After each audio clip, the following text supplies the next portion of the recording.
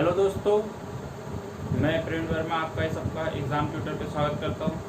दोस्तों, हमारा टॉपिक चल रहा है जियोमेट्री।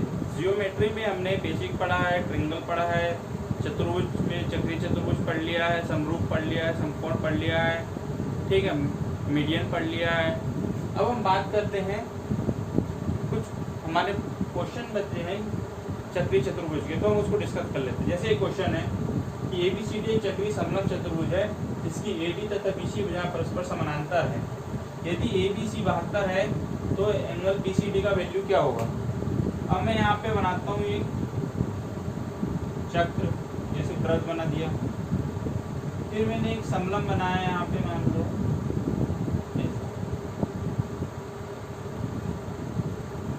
ये समलंब चतुर्भुज बनाया मैंने, इसको पॉइंट एट पर दिया ABCD। यहाँ बोला AD और BC पैरेलल है, तो AD पैरेलल है BC के, AD पैरेलल है BC के। एंगल आगे दिया है, एंगल ABC 72 डिग्री, एंगल भी हमको दिया है। हमको ये वाला एंगल फाइंड करना है, इसके वैल्यू हमने थीटा बोल दिया, ठीक है। एंगल BCD हमको फाइंड करना है। अब मैं बात कर रहा हूँ कि हमने पढ़े थे कि समलंब में क्या होता है। समलंब में हमने पढ़े हैं कि आमने सामने का जो कोण होता है उनका योग 180 होता है, सम्मुख कोणों का योग 180 होता है। Angle B plus angle D कितना हो गया, angle B plus angle D का जो वैल्यू हो गया वो 180 हो गया।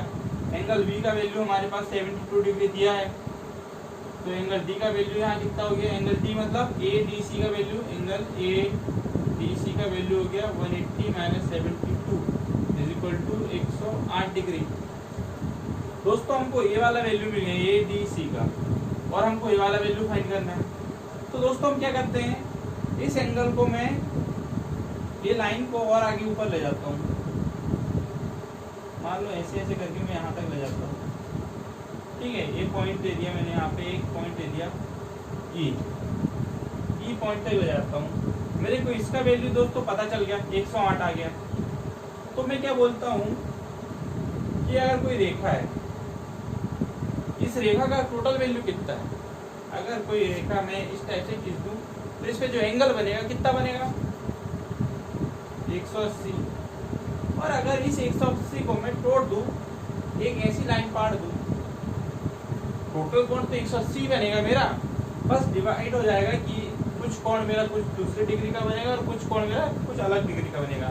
अगर मैं मान लूँ कि ये मेरा x है और ये y है, दोनों का योग मेरा पास कितना है, 180 है, तो x का कुछ वैल्यू होगा, y का कुछ वैल्यू होगा। सेम इसी प्रकार दोस्तों यहाँ पे देखिए, ये जो है EDC एक लाइन है, मान लो मैं इसको EDC में लाइन दे दूं, और अगर यहाँ पे वैल्यू निकाल दूं, y का वैल्यू में निकाल दूं, कितना 108 निकला है, तो x का वैल्यू कितना हो गया, x का वैल्यू निकालना है तो मेरे को यहाँ पे यानी ADE का वैल्यू निकालना है। अगर मैं इसको A नाम दे दूं, AD का वैल्यू मेरे पास है, ADE का वैल्यू निकालना है, तो y का वैल्यू का प्रोडक्ट दूंगा, तो x बराबर 108 माइनस 180 माइनस 108, तो यहाँ x का वैल्यू मेरे को मिल गया। x मतलब त्रिभुज ADE बराबर कितना हो गया, 180 माइनस 108, तो 72 डिग्री यहाँ पे मेरे को ADE का वैल्यू मिल गया। अब मैं बोलता हूँ कि अगर दो रेखाएं जो पैरेलल हो, अगर उसको कोई तीसरी रेखा प्रतिच्छेद करती है तो जो कोण बनते हैं उसमें संगत कोण बनते हैं, आंतरिक कोण बनते हैं, सम्मुख कोण बनते हैं, एकांतर कोण बनते हैं। तो यहाँ पे हम जिस कोण की बात करना चाहते हैं, अगर मैं बोल लूँ कि AD रेखा है ये वाली, है ना, और ये BC रेखा है, यहाँ पे एक एंगल प्रतिच्छेद कर रहा है उस लाइन को, है ना। इस रेखा को मान लो ये एक रेखा है X है और ये रेखा Y है, यहाँ बिंदु C पे और यहाँ बिंदु D पे काट रहा है। C पे जो है हमारा एंगल यहाँ हमको यहाँ फाइंड करना है, और यहाँ का जो एंगल दिया है वो हमको 72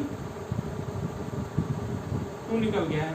तो दोस्तों, हमने क्या बोला था, संगत कोण, ये जो होते हैं संगत कोण है जो एक ही तरफ बनते हैं, ठीक है, और वो भी क्या है, संगत कोण है। संगत कोण का योग जो होता है बराबर होता है।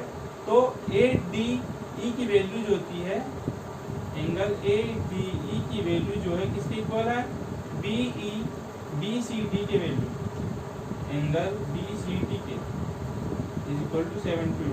मतलब इसका टोटल वैल्यू कितना आ गया दोस्तों, हमारे पास 72 डिग्री हमको वैल्यू फाइंड हो गया। ठीक है, अब मैं बात करता हूँ अगले क्वेश्चन की।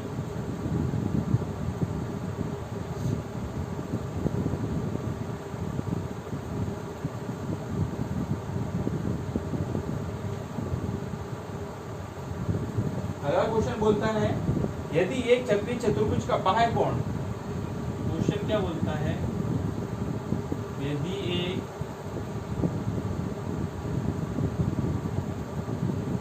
चक्रीय चतुर्भुज का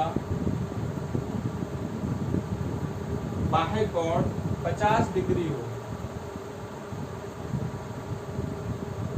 तो उसका आंतरिक सम्मुख कोण क्या है, उसका आंतरिक सम्मुख कोण क्या है। देखो एक चक्रीय चतुर्भुज बनाए, एक चक्र बनाया, उसके अंदर अपन एक चतुर्भुज बना दिए। ठीक है, इस टाइप से, इस टाइप से। ठीक, और मैं बोल दूं कि चतुर्भुज का बाह्य कोण 50 हो। बाह्य कोण मतलब अगर मैं इस लाइन को आगे बढ़ाऊं तो यहाँ बाहर तरफ एक कोण बनेगा, इस कोण का वैल्यू इसने दे दी है 50। अगर मैं इसको डेनोट कर दूं ए बी सी डी और ई से, ठीक है, तो सम्मुख आंतरिक सम्मुख कोण, आंतरिक और वो भी सम्मुख, इसके आंतरिक कोण कौन सा होगा, ये वाला होगा। मतलब एंगल DCE का वैल्यू अगर 50 डिग्री है जो बाह्य कोण है, तो एंगल BAD का वैल्यू भी 50 होगा जो आंतरिक कौन सा कोण है,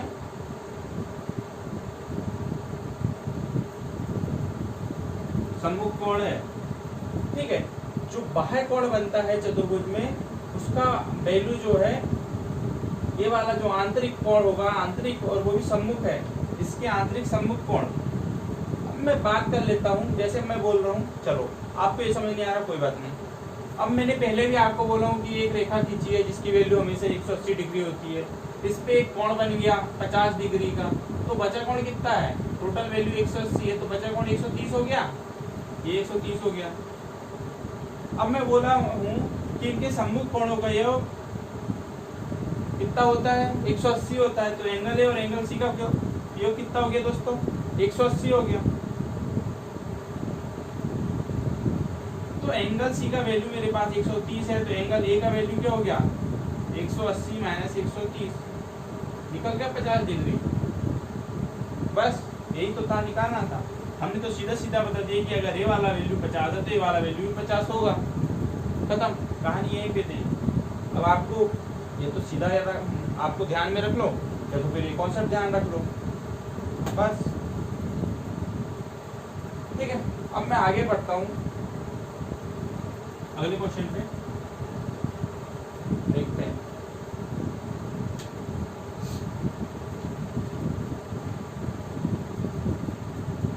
क्वेश्चन बोला है कि चतुर्भुज ABCD एक वृत्त को परिगत करता है।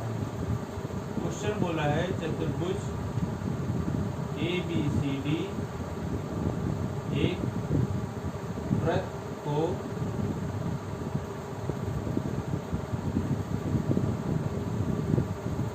परिगत करता है, और उसमें वैल्यू दिया है भुजाओं का, उसमें AB जो है कितना है 6 सेंटीमीटर, CD जो है 5 सेंटीमीटर, और AD कितना है 7 सेंटीमीटर। तो BC का वैल्यू हमको फाइंड करना है। देखो ABCD एक वृत्त को परिगत करता है, वृत्त को परिगत करता मतलब एक वृत्त बना, और परिगत करना मतलब होता है उसको घेरता है, वृत्त को घेरना, वृत्त को परिगत करना मतलब घेरना।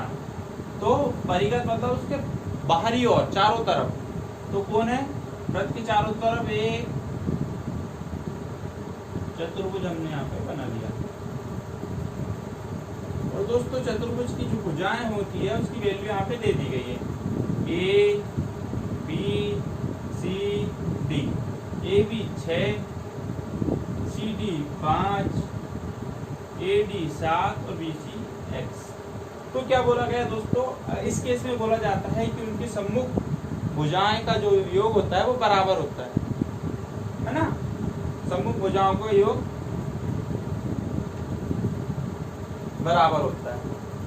इस केस में ऐसा बोला है। सम्मुख भुजाएं मतलब अगर मैं बात करूं कि इसमें सम्मुख भुजा कौन सी है, A B plus C D का योग किसके बराबर होता है, दूसरी जो सम्मुख भुजाएं हैं A D plus B C के बराबर होता है। ये आपको खंडा ध्यान रखना है यहाँ पे इस क्वेश्चन के लिए। ए बी का वैल्यू मेरे को 6 है, सी डी का वैल्यू मेरे को 5 है, ए डी का वैल्यू 7 है, बी सी का वैल्यू कितना है x है। तो 6 5 11 बराबर 7 प्लस x, तो x बराबर 11 माइनस 7, तो x का वैल्यू हो गया 4 सेंटीमीटर। ठीक, बस यही था, इतना सा कॉन्सेप्ट था कि अगर परिगत करता है तो उनकी जो भुजाएं हैं, सम्मुख भुजाएं, आमने सामने की भुजाएं का योग जो है वो बराबर होता है।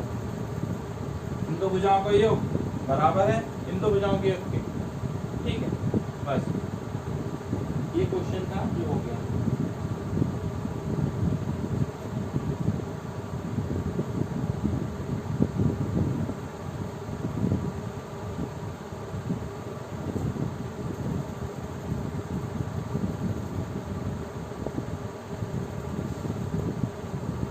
ठीक है, एक नोट ध्यान रखिए। नोट क्या है, इसके बेसिस पे क्वेश्चन आते रहते हैं। किसी चाप द्वारा वृत्त के केंद्र पर बना कोण परिधि पर बने कोण का दोगुना होता है। किसी चाप द्वारा वृत्त के केंद्र पर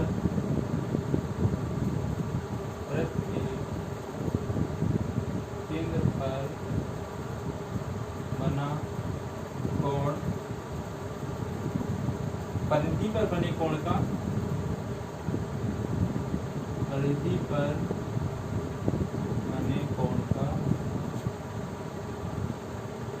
दोगुना होता है।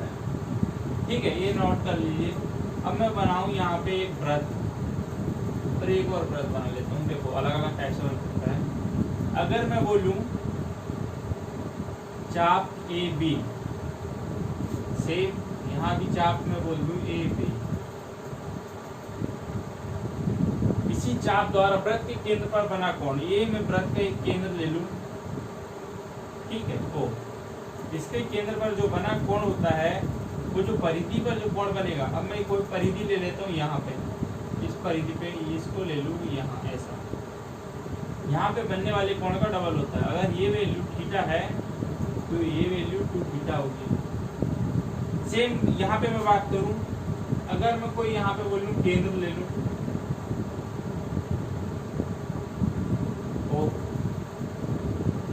तो इसमें अगर मैं इसको इसी भुजा को आगे बढ़ाऊं ऐसे करके और इसको ऐसे मिलाऊं, तो यहाँ पे जो एंगल बनेगा थीटा, वो यहाँ पे कितना होगा 2 थीटा। हमको दोनों का चाप का बेस इक्वल चाहिए। मतलब अगर मैं इसकी बात करूं इस त्रिभुज के लिए तो इसका बेस भी ये भी है, और इस त्रिभुज की बात करूं तो इसका बेस भी ये भी है। आपको ध्यान रखना। सेम यहाँ पे ये इस पॉइंट की बात करूं तो इस पॉइंट का जो बेस वो बनेगा, जो त्रिभुज बनेगा उसका बेस भी ये भी है, और इस पॉइंट की बात करूं या परिधि पे तो उसका बेस भी ये है। परिधि पे जो कोण बनेगा वो थीटा होता है, और जो केंद्र पर जो कोण बनेगा वो परिधि पर बनने वाले कोण का डबल होता है। बस ये कॉन्सेप्ट याद रखना। इसके ऊपर अभी हम क्वेश्चन करेंगे। इस सर्कल जब हम करेंगे उस पे है हमारे, अभी चतुर्भुज में भी इसके बेसिस पे क्वेश्चन है, उसको देख लेते हैं क्या है।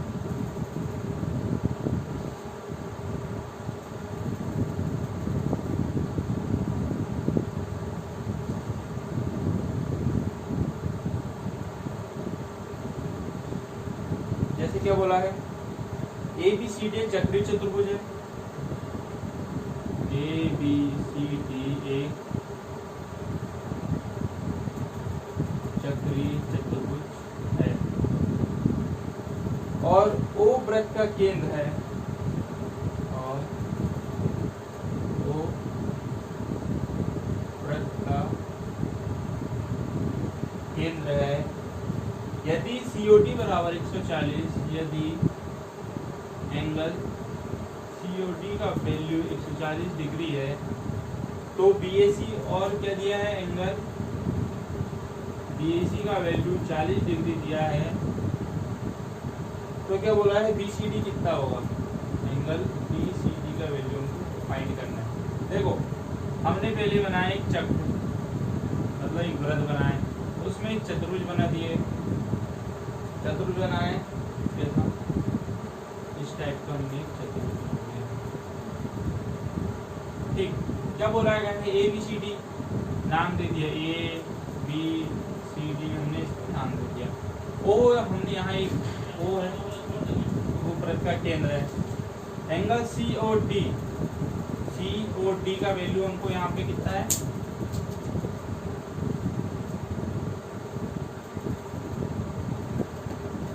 140 डिग्री। एंगल BAC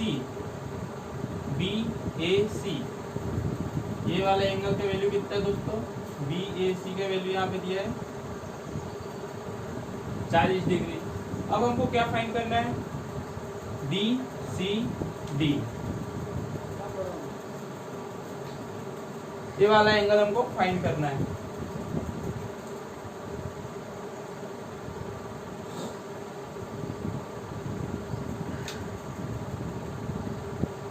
तो दोस्तों हमने अभी पढ़ा था कुछ टाइम पहले, मैं जब भी आपको बताया था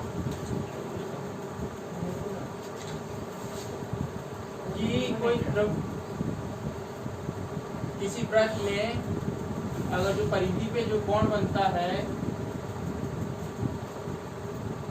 वो कोण जो होता है उस पे केंद्र पे बनने वाले कोण का आधा होता है। सेम यहाँ पे केंद्र पे कोण कितना बन रहा है, एंगल COD 140 डिग्री है, तो एंगल CAD कितना हो गया, CAD 140/2 मतलब 70 डिग्री। तो यहाँ पे कोण कितना हो गया, 70 डिग्री।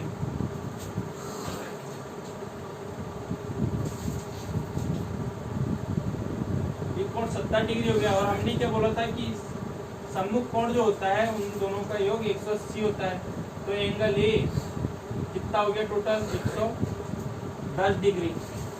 अब मैं एंगल C की बात कर लूँ तो एंगल C कितना हो गया, 180 - 110 डिग्री। तो एंगल C या एंगल BCD का वैल्यू कितना हो गया, 70 डिग्री। दोस्तों यही हमको सॉल्व करना था, BCD हमारा यहाँ फाइंड हो गया।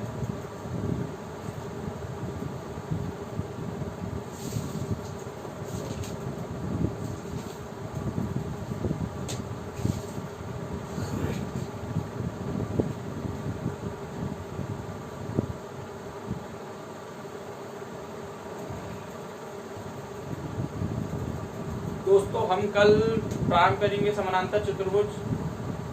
ठीक है दोस्तों, हमारे चैनल को सब्सक्राइब करना ना भूलें।